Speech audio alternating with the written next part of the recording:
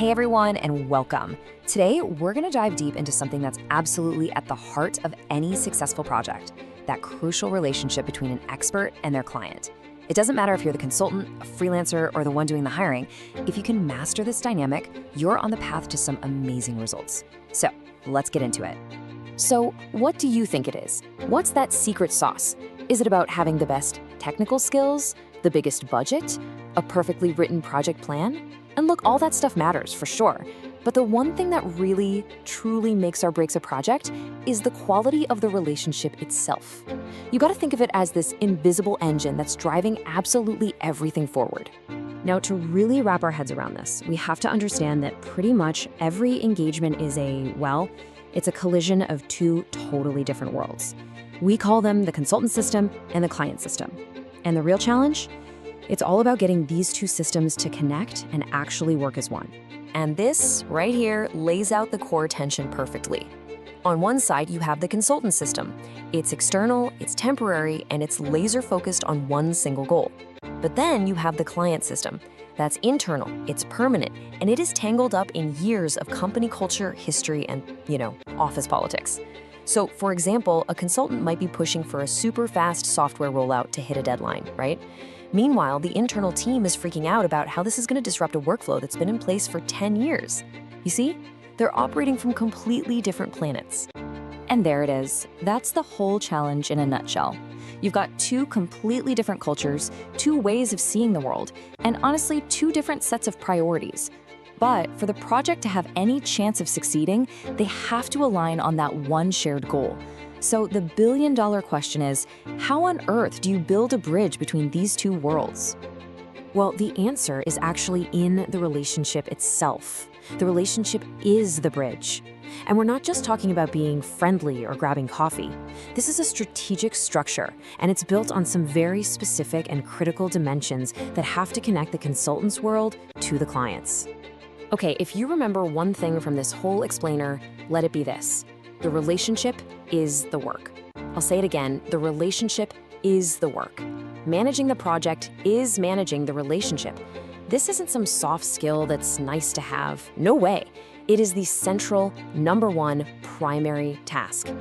So when we talk about building this bridge, what we're really talking about is consciously managing its critical dimensions. Think of these as the steel beams and concrete pillars of that bridge. They're all the essential factors, trust, communication, clarity, that define the health and strength of the partnership. These are not just nice-to-haves. They are the absolute essentials that will determine if your project flies or fails. Okay, so if we're all on board that the relationship is the real work, how do you actually do it? What are the tools you use to build and maintain that bridge? Let's open up the practical toolkit that every single successful consultant has to use. It really boils down to three primary tools that you have to use to actively shape the partnership. These are the core skills for navigating the client's world, and they are influencing, counseling, and coaching. Let's break down what each of these really means, and maybe more importantly, when you should be using them. First up, we have influencing. Look, a consultant almost never has formal authority, right? You can't just walk in and tell the CEO what to do. So influence is the art of guiding the organization. It's about presenting data, making a really compelling case, and building consensus so that they arrive at the best decision. It's all about leading without actually being the boss. And you want a pro tip? Influence often comes from framing the data in a way that lines up with the client's own goals. It suddenly becomes their idea, and you were just the one showing them the path. Next, we've got counseling.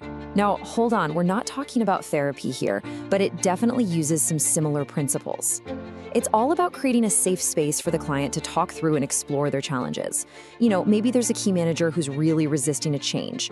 The consultant's job here is to listen, to help the client untangle those knots. And the key isn't to have all the answers. It's to ask powerful questions. Seriously, something as simple as, what do you think is the biggest fear behind this resistance, can unlock the entire problem.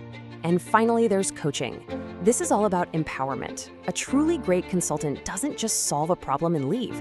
They build up the client's ability to solve problems for themselves long into the future. It's about transferring skills and making sure the value you create actually sticks around long after you're gone. And a quick way to shift from just solving to coaching, change your language. Instead of saying, here's what you should do, try asking, what are some options you see for moving forward? It puts the power right back in their hands, immediately. So as you can see, a pretty clear picture starts to emerge. Your technical expertise, yeah, that gets you in the door, but it's not what makes you successful.